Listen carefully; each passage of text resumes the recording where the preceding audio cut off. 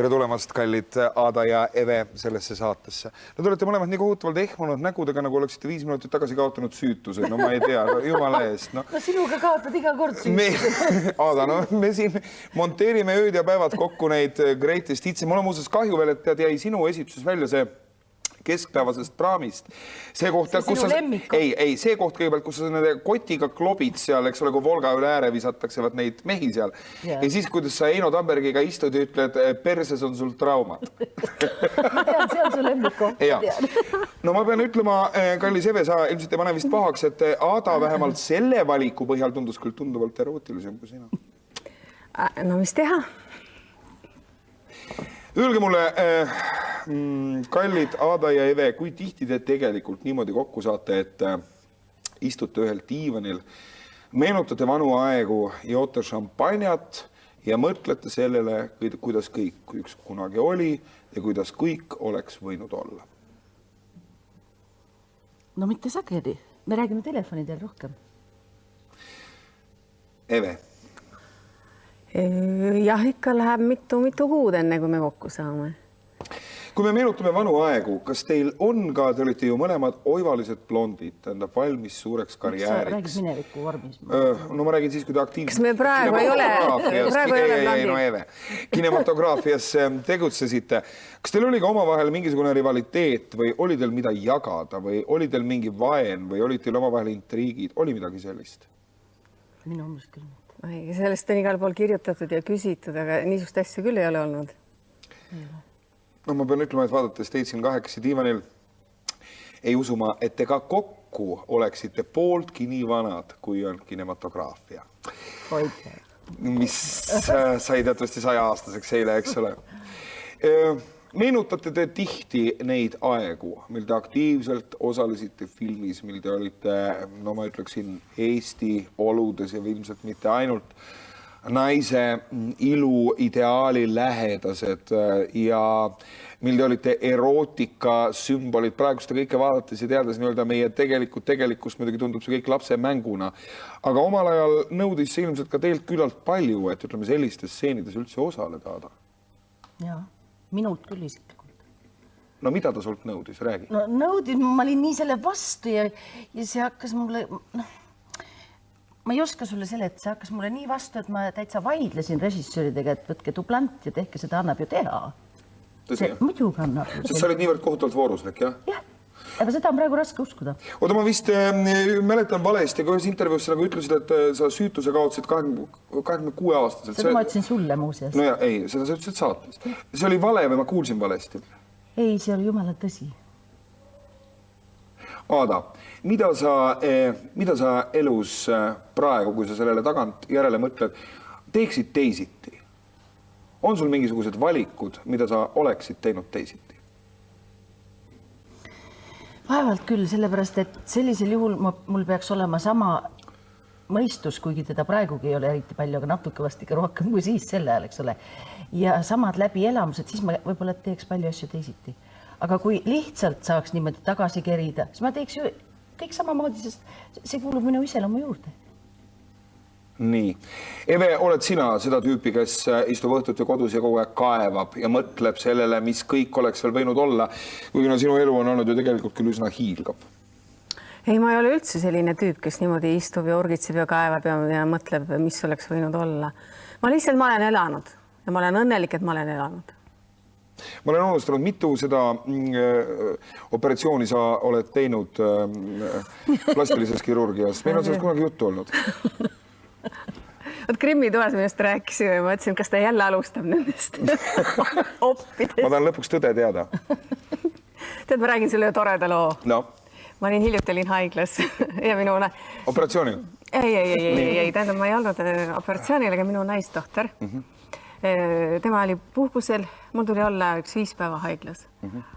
Ja tema asemel oli üks väga kena meesterahvas, kardioloog.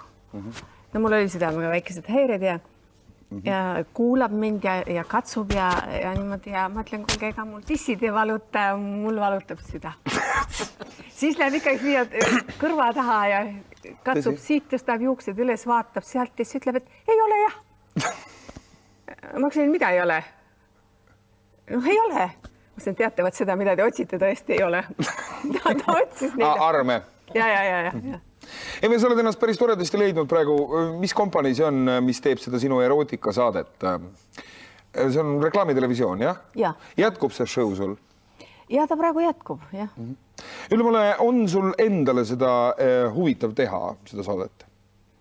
Mul algul oli väga raske ja siis isegi ma mõtlesin, kui ma olin 3 saadet ära teinud, et tõesti, et ma löön käega, aga nüüd ta on mulle muutunud huvitavaks. On sul raske leida inimesi sinna, ütleme, selleks pooleks tunniks, kes jutustaksid oma erootilistest fantaasiatest ja või tulevad inimesed meeleldi? Ikka meeleldi on tulnud.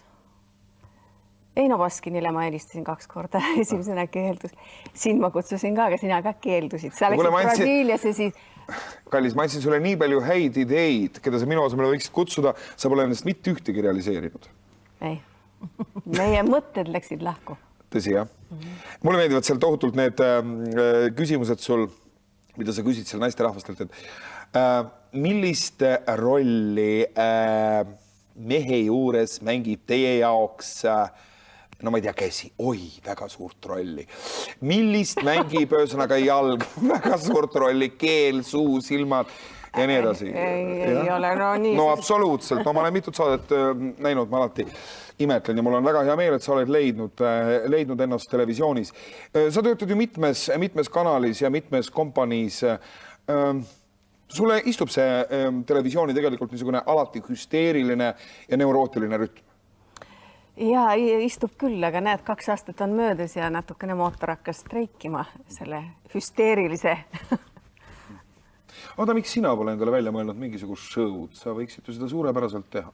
Mina? Ja miks sa oled nii kohutavalt tagasihoidlik? Istud seal eeslitallis, võitled nende kuradi soomlastega seal, kes vaipadega sisse tulevad. Vaada, sinu koht peaks olema ka kusagil ekraanil või on see elu? Sina oled selle koha täitnud, minul ei ole enam ruumi, kulla Urmas. Ei no kuule, mina olen nõus, muidugi mitte eeslitalli minema, aga kusagile mujale, kui sa vaid suvatseksid tulla. Ei, ma ei ole sellele mõelnud. Aga kas sind rahuldab see töö seal, mida sa teed? No muidugi mitte, millest sa räägid? Aga mis oleks see, ma tahaksin sind aidata ja kõik inimesed, kes täna õhtul sind vaatavad, tahaksid sind aidata. Kas veel nende vanade mälestuste pärast, mis sinuga meie noorusest nii-öelda, ühisest noorusest assotsieeruvad, mis oleks see, mida sa teha tahaksid? Kui ma seda ise teaksin, ma ei tea seda, ma ütlen sulle ausalt.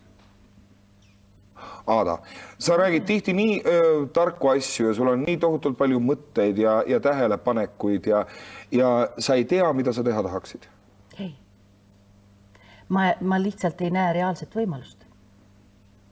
Mis te arvate, kas ühesõnaga arvestades nii-öelda kinematograafia iga üldse, Eesti kinematograafia seisu ja kõiki niisuguseid realiteete, arvate, et praktiliselt kinotöö on teie mõlema jaoks lõppenud alati ja igaveseks? No minu jaoks küll. Eve? Ei, ma arvan, et ei. Veel võib teha. Miks sa mõtled, et lõppenud on? Aada, ma olen alati sinu puhul imetlenud sellist tohutut realiteeti taju, mis sul tihti kasvab küll üle niisuguseks pessimismiks, mul on niisugune tunne. Ei, see ei ole pessimism, ma olen kaunis reaalses maailmas. Ma olen hiidlane, ära unusta. Aada, kui sa hakkad mulle seda Hiiumaa jama ajama iga kord, tähendab, tead sa meenutad mulle, tead, on olemas meil teised, kes tead, kogu aeg räägivad, vaat hiidlane ütleb nii ja hiidlane ütleb naa. Suurepärane, ma suvitan Hiiumaal, aga tead, ära jumalast hakka neid Hiiu vanasõnu siin rääkima, ma palun sind. Öelge mulle, mis on see, kallid daamid, mida te võtate kaasa oma tulevasse ellu mälestusena sellest lõppevast 95. aastast?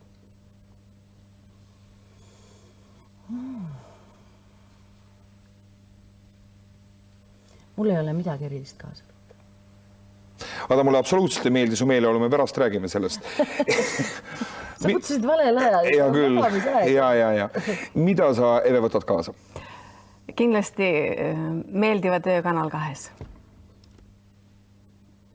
Ootad sa uuel aastal, et see töö jätkuks? Ootan. Kardate te elus midagi?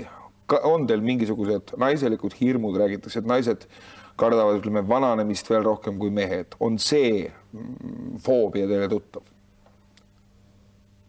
ja see tuleb paratamatult, ega selle eest ei pääse. Mina kardan, kui ma ausalt ütlen, mida mina kardan pätte kohutav. Sa julge läbi Kadrioru pargi televisioonimajja tulla? Ei. Ma ei tea. Sul on... saaks veel õnnelikuks, ega ei tea. Ma räägin. Ma väldin seda. Eve, on sul mingid hirmud? Hirmud on haiguse ees, haiguste ees. Haige ei tahaks olla. No ma tean, Aada on niisugune inimene, et kui kellelgi on midagi halvasti ja see sõltub selle inimese olukorda Aadas, siis Aada on niisugune, kes tormab ju paljajalu öösel kell 4 arsti kutsuma ja nii edasi. Aada, see on ju meile kõigile teada, neile inimestele, kes sind tunnevad. Kuidas teile tundub, kas te 2 oivalist blondi, 2 legendi, kas te üksteist kuidagi toetate elus? Olete teineteiselt leidnud rasketel hetkedel mingit tuge? Ikka.